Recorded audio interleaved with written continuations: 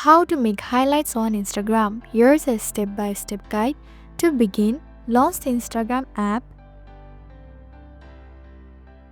and log into your account if you haven't already. Next, tap on your profile icon at the bottom right to go to your profile. Then click on the plus button just below your bio. After that, select the stories you want to add to the highlight from your archive.